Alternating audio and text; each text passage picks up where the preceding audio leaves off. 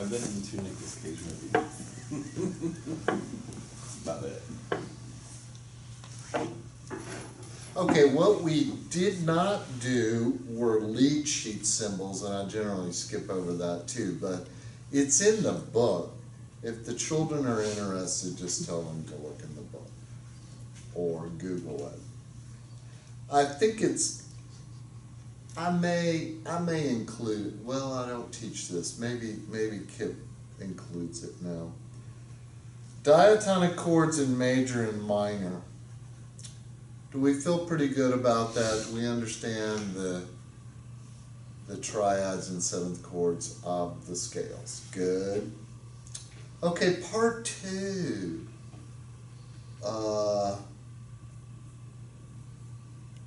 Principles of voice leading. So,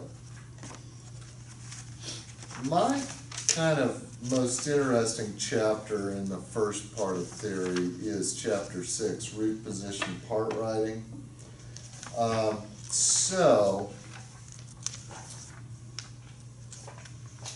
Now chapter 5, which is principles of voice leading, they start with the melodic line. So let's kind of generally think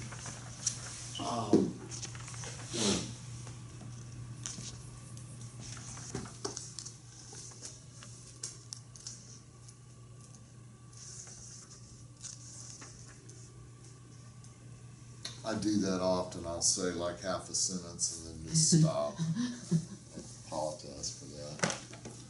I wish it was just the drugs, but I'm afraid it's the age. It's not getting any better. Okay. What do we darn sure know about the melodic line? Now, honestly, my program is much more basic voice leading pattern, and we will begin with this, the BBLP, the basic voice leading pattern. The optimum melody goes like this. Oh, I didn't check the red light.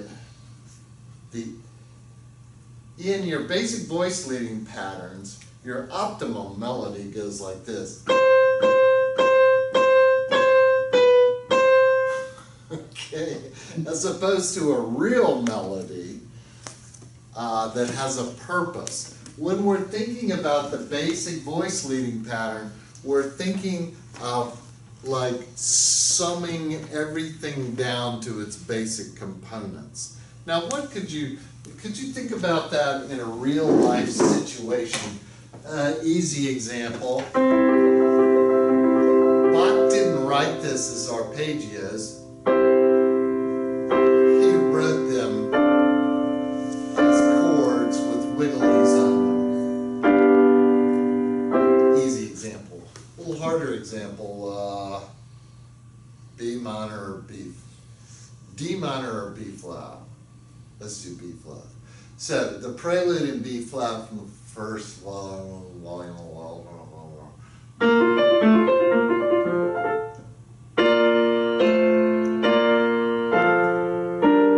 So we've simplified this, but we can even get more simple than this, but we won't.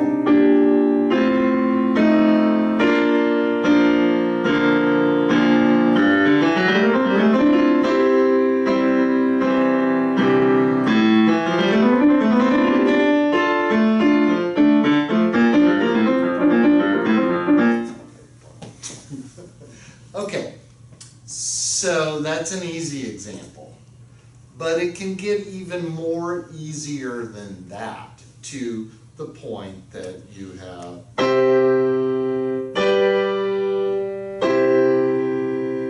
that we sum everything in the music down to 1-5-1. Does that make the music better? No. Does it make the music worse? No, it's got nothing to do with the music. It has to do with our understanding of the beauty and power of music. Okay? So we're clear on that.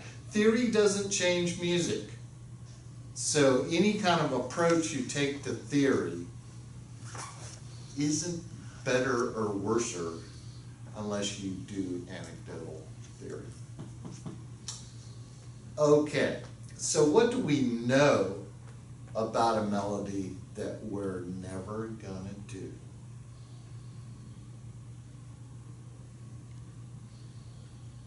First rule of melodic writing. Well, maybe, let's call it a rule of melodic writing.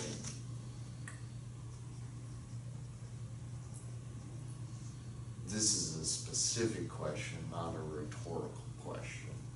Any rule of melodic writing, how about that? That's correct. Augmented intervals are not allowed. See what I meant?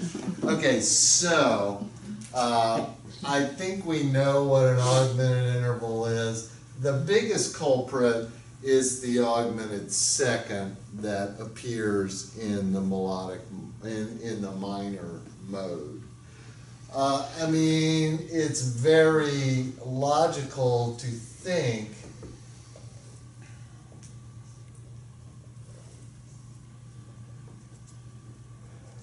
that if I had a 4-chord, here's 4-chord, and I'm gonna go to 5-chord. Well,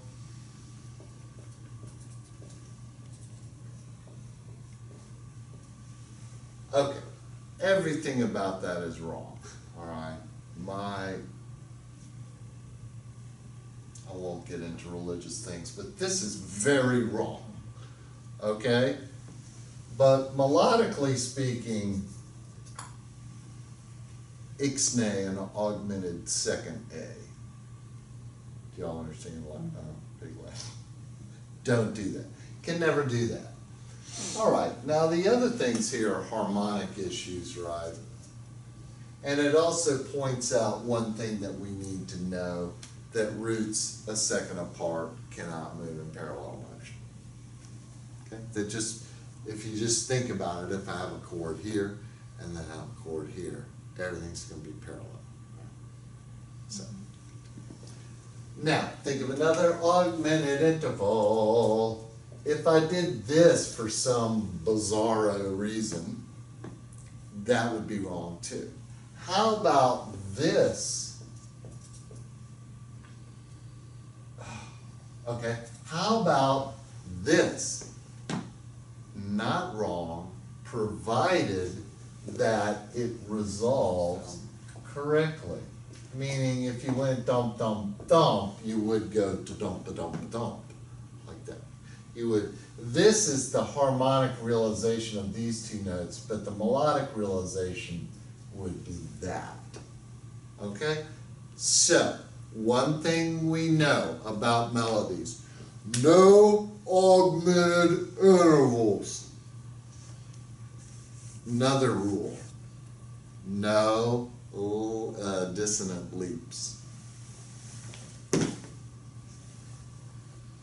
So that's not a step, right? Steps are dissonance, but we're allowed to step or we wouldn't be able to write anything.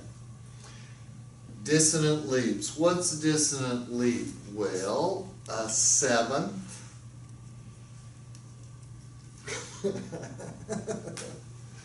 That's about it. A seventh and any augmented interval is a dissonant leap. Is a diminished interval dissonant? Not so much. Not so much. But until you get into more chromatic-y things, you're not going to see any diminished intervals, really, other than your diminished fifth. Okay, so you got that, no dissonant leaps. Now, traditionally, in counterpoint, we don't leap major sixths, but it does happen. It does happen, but generally we don't leap a major sixth. Minor sixth, actually quite okay. So that's more of a guideline, not a rule. You'll see it happen. Okay, so melodically, if we were actually writing a melody, we would determine the contour of the melody. And this all also gets involved in phrasing and periods and things like that. So I don't really know that that's this time in the sequence that's the most important thing to talk about. Next thing we're going to talk about, we just dispensed with rhythm and melody. Did you notice that? On to harmony! Okay, so now we've got us some root position chords. Bum, bum, bum. But before we do any of that, let's talk about the rules of we'll just, the rules, guidelines of four-part vocal style. Okay, each voice type has a range, and generally the bass, kind of like this. Do you see a range in the book anywhere? It should be in that chapter 5, ranges of the voices. The tenor, I don't know. What do you think? Something like that? That would be on the high end. Altos, these are the extreme ranges really. And in vocal style, we generally, that would be very high, just for part writing. Did you see the ranges in the book? I didn't. I see instrumental ranges. I don't What? see voice ranges. Stupid junk.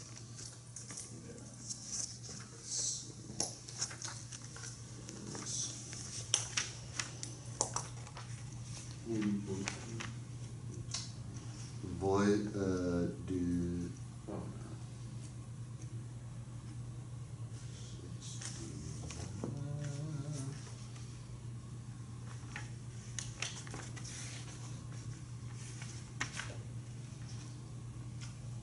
Oh, tendency tones also.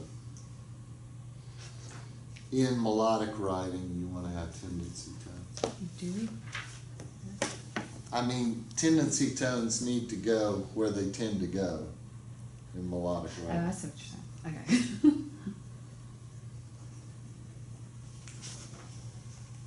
Here we go! Soprano is C to G, so I slightly lied on that. Alto is G to D, slightly lied on that. Mm-hmm. All right, let's try that again. It's in chapter 5? Soprano is C to G, and alto is G to what? C? G to D. There it is. Tenor's gotta be close, C to right? E. Huh? C to E. No G's? I guess not. Oh wait, that is a G, sorry. Oh, yeah, Oh, you're right. and That's that's lots what- of alike. I'm not awake. Okay, E, yeah, E to C. Yeah?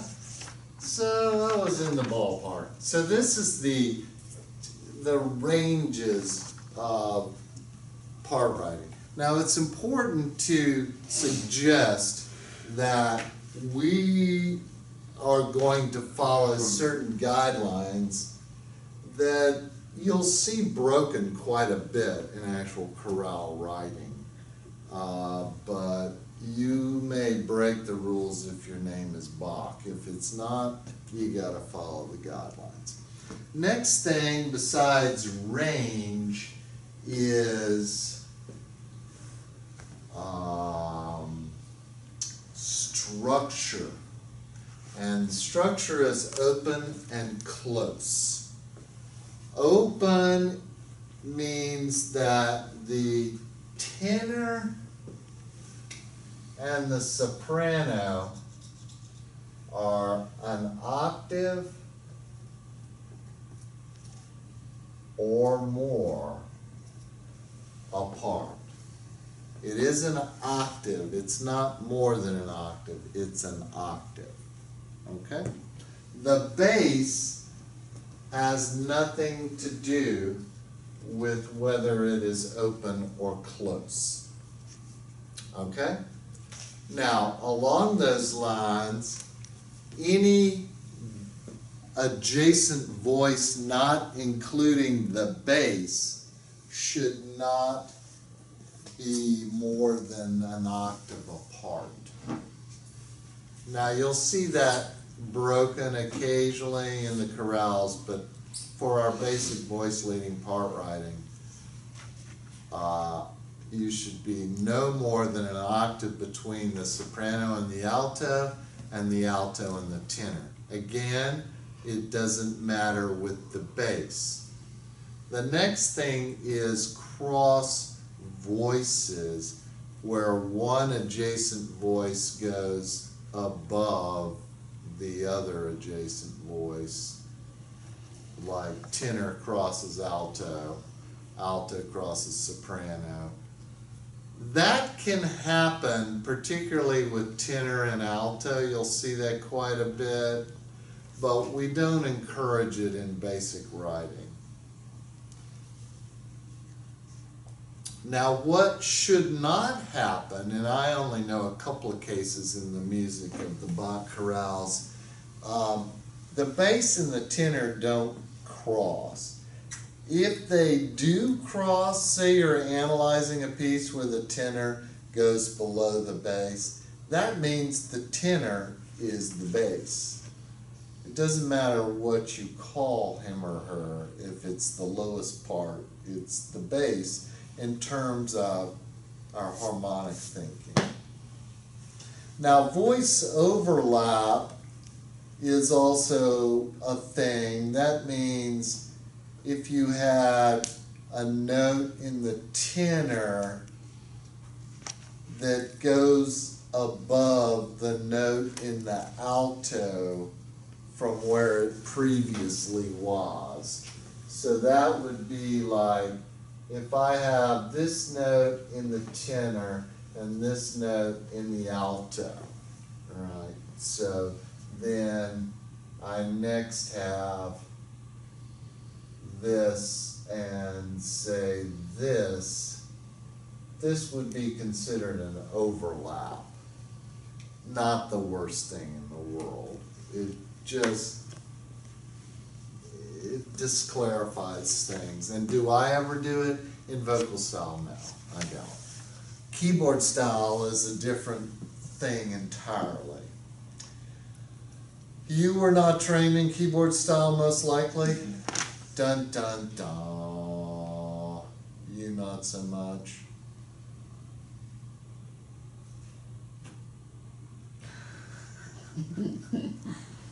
Alright, we'll do keyboard style later. I think I like keyboard style much better, but not for freshman theory, sophomore theory. It allows for a more reductionist kind of thing. Now, what does that mean? Well, if you're writing in keyboard style, you have your three upper voices within an octave of your right hand, and the left hand is just the bass. Much easier to play, much easier to read than chorales, and it's much easier to expand into instrumentally elaborated music. What does that mean? Actual music. So we can take a piece and reduce it to keyboard style in a basic voice leading pattern, or we could take a basic voice leading pattern and expand it to instrumentally elaborated music. Does this change the music? No. It just changes the way we understand it.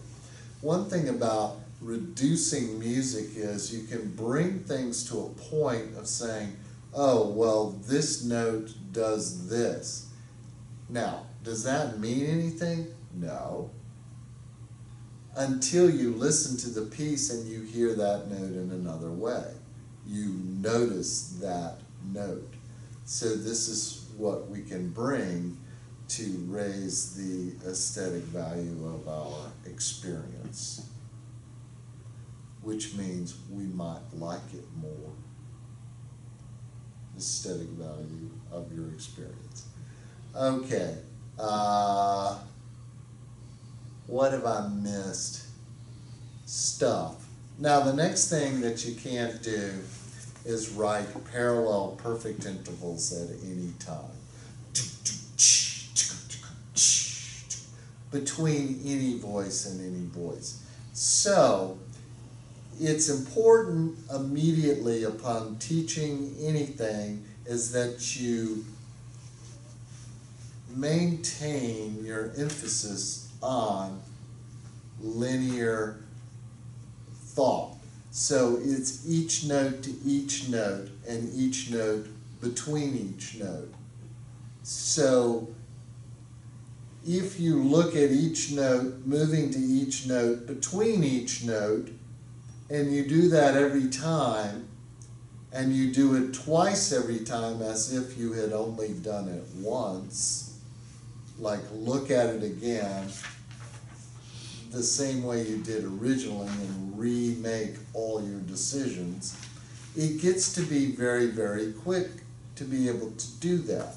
But it's not quick in the beginning. So what does parallel perfect intervals mean? Well, parallel fifths, parallel perfect fifths. So let's examine that first and foremost. Parallel perfect fifth. It's not parallel fifths, parallel perfect fifths. So what's the difference there? You might have perfect to diminished. Is that okay? Perfect fifth to diminished fifth, is that allowed? From what you said, yes. How did what I say? You said perfect. All right, Not perfect. good enough. The answer is yes. Perfect to diminished is allowed. Is diminished to perfect. That would be parallel fifths, but it wouldn't be parallel perfect fifth. It'd be diminished to perfect. Is that allowed?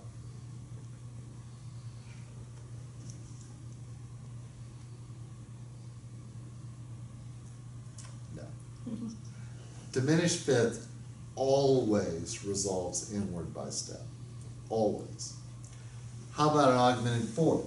Well, augmented fourth is allowed to resolve outward by step, but also it's allowed to resolve in similar motion to a perfect fourth, where you are not allowed to do that with the diminished fifth. This causes a lot of confusion, particularly when you get to fully diminished seventh chords. Did anyone understand any of that? Okay. When I first moved here many years ago, I would say, does everyone understand that?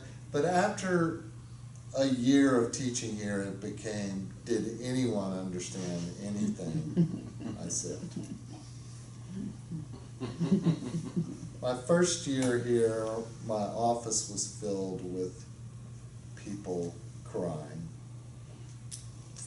about their grades and stuff. Second year course, easier. Made the course easier. I had this funny experience of my first year here, my first semester. I had a woman who had maybe had been in the military or something, but she was a little bit older, maybe into her 20s or something. And for some reason, she would just pass out in class. And Literally, like pass out, like like faint. literally pass out. Maybe a blood sugar thing, I don't know, I'm not that kind of doctor, but she would pass out and then we'd have to call the ambulance. So This is like within the first month of me teaching. And then Dr. Justice, who was teaching, no justice, no peace, teaching sophomore theory, is like, he's making this joke, hey, you don't do things right in Durant's class, you leave on the stretcher. Also that year I had the experience of a student accusing me of ageism on a woman who was, you know, maybe about that age, 30 or something. But she was majoring in psychology and she's in my theory class and she clearly doesn't know much of anything. So I'm asking her like, well, what's your applied instrument? She's like, well, what do you mean? I'm like, what instrument are you studying? Oh, I'm studying the piano. And, okay, so I have a long history of piano teaching, right? Teaching children a lot and all levels, but a lot of children. So I'm like, well, what's your repertoire? She's like, what do you mean? I'm like, what music do you play? Oh, she very proudly announces, I play out of the Red Book. And I'm just thinking, John Thompson's Red.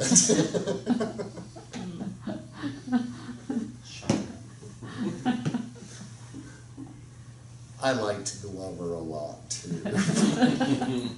It had Big Moon, Bright Moon. Clever one. So then I suggested that maybe she should just, I was very nice about it, but I'm like, you know, you've got a lot of courses to take in music, maybe you should just finish that psychology degree and then, you know, maybe get another bachelor, you know, just leave. She went to Dr. Gruner and accused me of ageism, that I wanted her out of there because she was 30 or, you know, I'm like, huh, that's a new one. So did you, to change subject slightly, but it's about age stuff. So did you hear about the guy that got, he's 101 and he got the diploma? Yeah. From high school. Did you read what he said he wanted to do in the fall? Somebody mentioned me in that post, He like, said he wants to go to the University of South Alabama and study music, and he's 101, and he says he'll live to be 107, so he should graduate. I wondered if he had come and like. I don't know. Maybe he's taking a gap year or something. We'd encourage that. He's gonna work for the National Forest Service for a year. And Well, he get might back be to coming to school. freshman theory, just saying. All right. Glad my untenured colleague has that one. Yeah, that'll be great. I think that's lovely. Isn't that awesome? I've had some challenges teaching. One pretty funny challenge was I had a sight impaired student years ago who had a service dog. Do y'all remember that? Maybe you weren't here yet. He had a nice service dog and everybody loved the service dog. But I taught Monday and Wednesday from like 8 to 8:50, and my assistant taught Tuesday and Thursday 8 to like 9:15. We only taught 4 days, but the Tuesday and Thursday class was 75 minutes. But some days I would sub for the Tuesday person. But if I was teaching right at 8:50, the dog would stand up. Also, I'll go over, well, I have the rules of my classroom are as follows.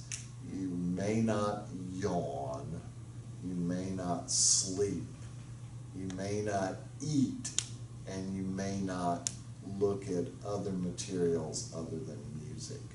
I've had to add the cell phone thing too, but that's a new thing. Now, the reason for this is not for anyone's particular education, it's for the class's education, because if one person yawns, the person next to them yawns. If one person's eating, other people's stomachs start growling, right? If someone is studying something else, the person next to them may think, oh, she doesn't think this class is as important, why do I? And make them question their commitment. And sleeping's not allowed either, it's just a bad look. And I try to engage every student every minute of every class by either mocking them or looking at them or engaging them in some way. But the benefit of that is I get to watch everyone try to stifle their yawns, and it's really, but now, the kids today, in the last year, they don't care what you say or what you think or what you do. They'll just do whatever they please. So I've had to be super firm on cell phones. And it's like this. If you're driving the car and you're listening to something on the radio, but suddenly you have to find something, you turn off the radio, it distracts you. Or have you ever been listening to an audio book and then like start thinking about something else, and then you're just like, oh, I've missed, oh, I have no idea what's going on. You know, we're not multitasking people, we're quickly serial tasking or something like that. But anyway, I've gone to the point of saying, you are allowed to use your cell phone during class. You just have to step outside and never come back. And that seemed to make a difference. Before, it didn't make a difference. So all of my rules are for the community. They're not for the individual. It's all about the class, and it should be about the class. Now, how this relates to the dog is that the dog would sit down and fall asleep and start snoring. And I remember that class I had, because I had a new teacher, she often watched me teach, and I had 55 students, 2 teachers, and a dog.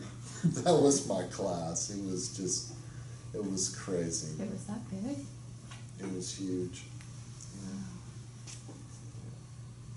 Yeah. And I didn't realize that my assistant was not capable of doing what I was asking of her, and everybody got all upset.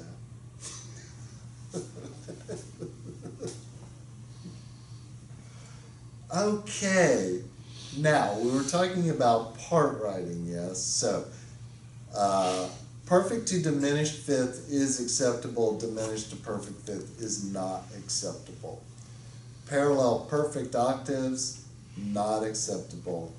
Parallel perfect fifths, not acceptable. Now,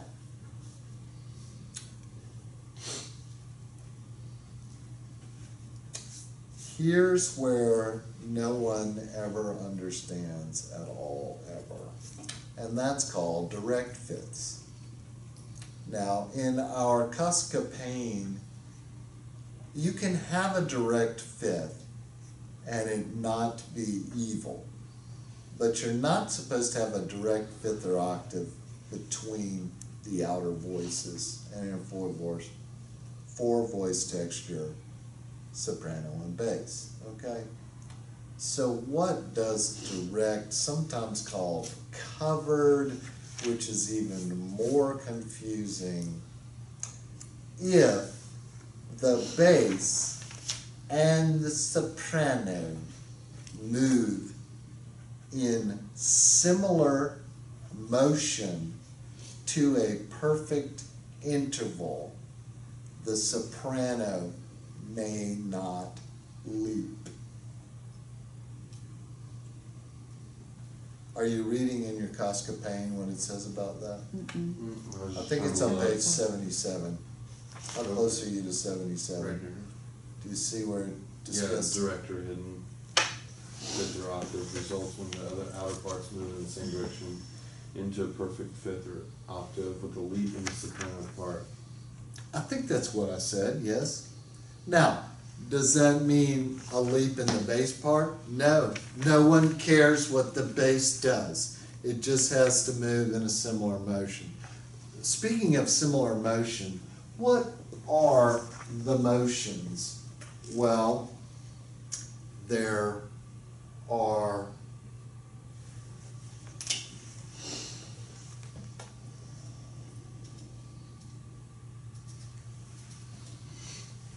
contrary.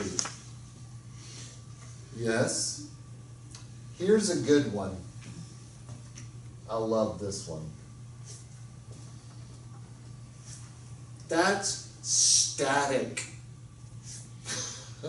Okay. Now you'll get with your youngsters, they'll be saying, well, I have parallel fifths.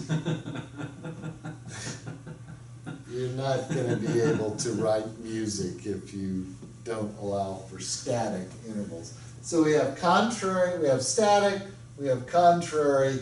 So static isn't technically motion, all right?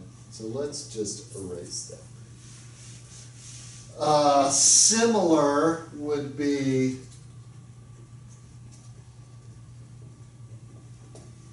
that. Now, if that were soprano and bass, would that be a direct fifth?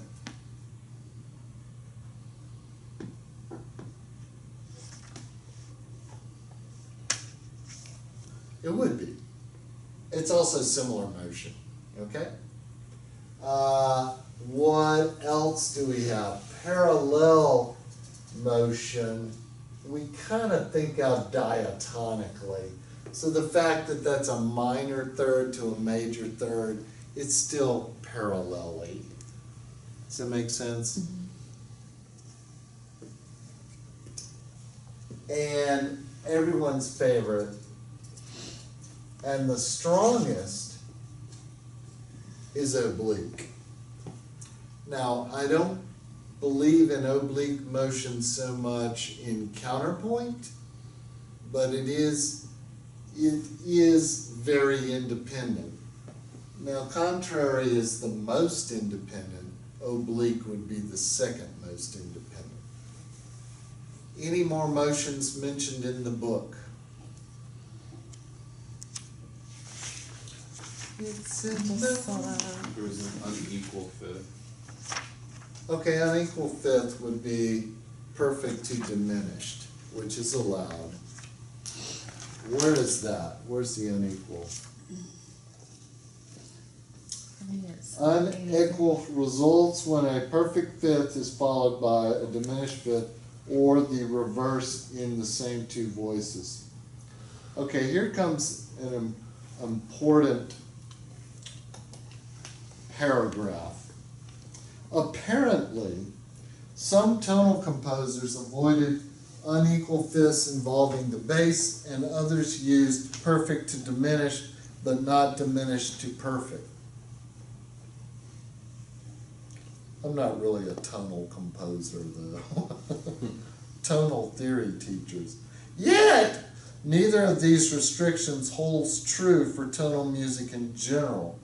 For the purposes of our part writing exercises, we will consider unequal fifths acceptable unless they involve a diminished fifth to perfect fifth between the bass and another voice. Several sets of unequal fifths are illustrated in example 519, with all but the last being acceptable.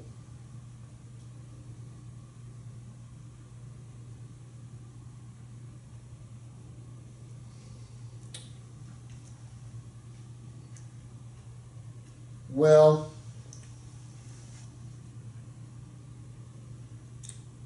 I'm going with what I said originally. Perfect to diminished is acceptable, diminished to perfect isn't acceptable. Now, once we get into series of seventh chords, kind of like the blues, you would see more of that happening. What was that specifically? Diminished to perfect. Okay.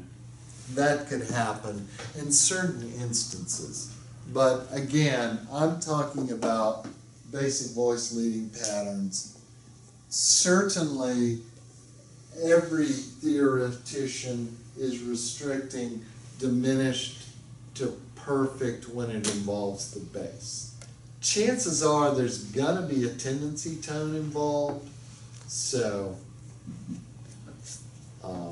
there you have it. Now,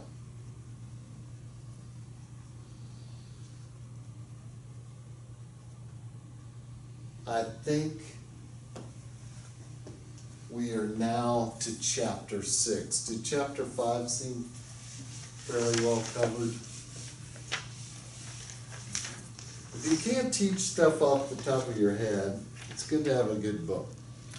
I think during the break, I'm gonna go get my cart and bring in all the theory books that I have. And we'll just bring it in next week too, and you can take one or two, kind of like a lending library. All right, break time.